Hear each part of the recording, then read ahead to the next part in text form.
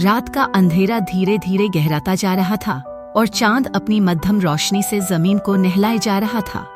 राइमा अपने कमरे की खिड़की से बाहर निहार रही थी, जैसे उसके दिल की बेचैनी ने उसकी जिंदगी के हर पहलू को कैद कर लिया हो।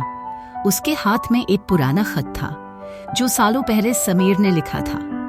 वो नाम जो राइमा के दिल के किसी कोने में आज भी छुपा था, जैसे एक अनकही कहानी।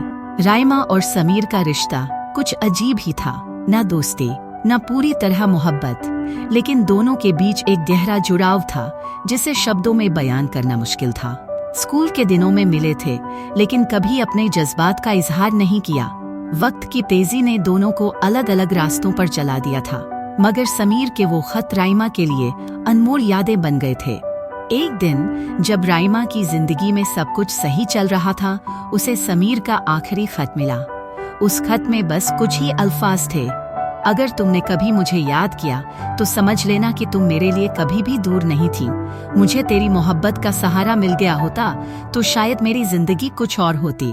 शायद अगर मैंने समीर को अपना दिल दिया होता तो आज मेरी जिंदगी कुछ और होती, राइमा ने सोचा।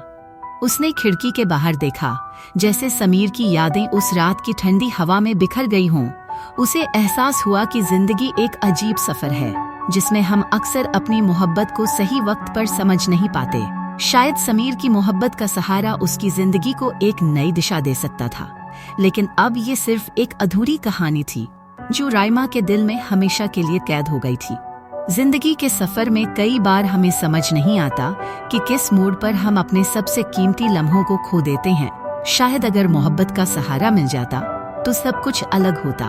अंत में राइमा के दिल में एक ही सवाल था, अगर मुझे तेरी मोहब्बत का सहारा मिल गया होता तो मेरी जिंदगी कैसे बदल जाती। इस सवाल का जवाब अब कभी नहीं मिल सकेगा, लेकिन राइमा के दिल में एक अनसुनी कहानी हमेशा जिंदा रहेगी।